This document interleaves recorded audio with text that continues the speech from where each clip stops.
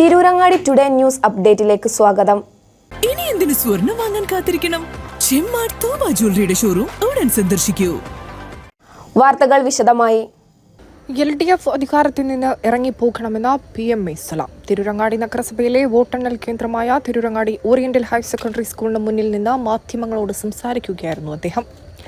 സംസ്ഥാന സർക്കാരിനെതിരെയുള്ള പ്രതിഷേധമാണ് തദ്ദേശ തിരഞ്ഞെടുപ്പ് ഫലത്തിൽ കണ്ടതെന്നും ഇത് മനസ്സിലാക്കി LDF സർക്കാർ ഇറങ്ങിപ്പോകണമെന്നും മുസ്ലിം ലീഗ് സംസ്ഥാന ജനറൽ സെക്രട്ടറി PMA സലാം പറഞ്ഞു. കേരളത്തിലാകെ UDF തരംഗമാണ് കാണുന്നത്.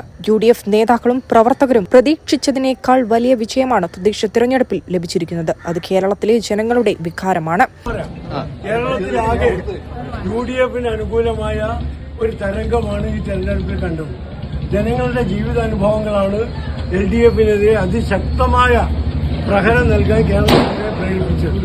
UDF നേതാക്കളും പ്രവർത്തകരും കരുതിയതിനേക്കാൾ കൂടുതൽ ഒരു കാലത്തും കേരളത്തിൽ UDFന് കിട്ടാത്ത വിജയമാണ് ഈ തദ്ദേശ സ്ഥാപന തെരഞ്ഞെടുപ്പിൽ ലഭിച്ചത്. അത് കേരളത്തിലെ ജനങ്ങളുടെ വികാരമാണ് അറിയിക്കുന്നത്. ഇത് ഈ ഭരണത്തോടുള്ള ജനങ്ങളുടെ പ്രതിഷേധമാണ് ഈ തെരഞ്ഞെടുപ്പിന്റെ വിജയത്തിന് കാരണം.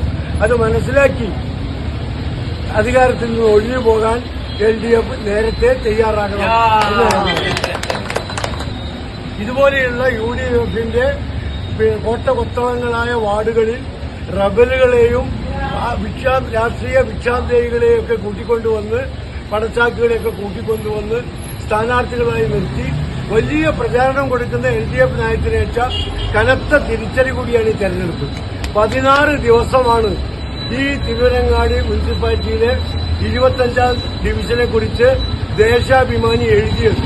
16 ദിവസം. എന്നിട്ട് എന്താ സംഭവിച്ചത് എന്ന് മാർക്സിസ്റ്റ് പാർട്ടിയുടെ പ്രാദേശിക നേതാക്കളോട് ഒന്ന് ചോദിച്ച് മനസ്സിലാക്കാൻ ഉയർന്ന LDF നേതാക്കൾ തയ്യാറാകണം എന്ന് ഞങ്ങൾക്ക് ഓർമ്മപ്പെടുത്താറുണ്ട്. PMA സലാമിന്റെ വീടുൾപ്പെടുന്ന തിരൂരങ്ങാടി നഗരസഭയിലെ 25ാം ഡിവിഷനിൽ ലീഗ് വിമത സ്ഥാനാർത്ഥി കാലുടി സുലൈഖ പരാജയപ്പെട്ടു. മുസ്ലിം ലീഗിനെ CP ഹബീബ 88 വോട്ടിന് ഈ ഡിവിഷനിൽ വിജയിക്കുകയും ചെയ്തു. News desk Tirurangadi today. അങ്ങ് ദൂരെ മലേഷ്യയിൽ പോയി കുറച്ച് കാഴ്ചകളൊക്കെ കണ്ടുവന്നാലോ?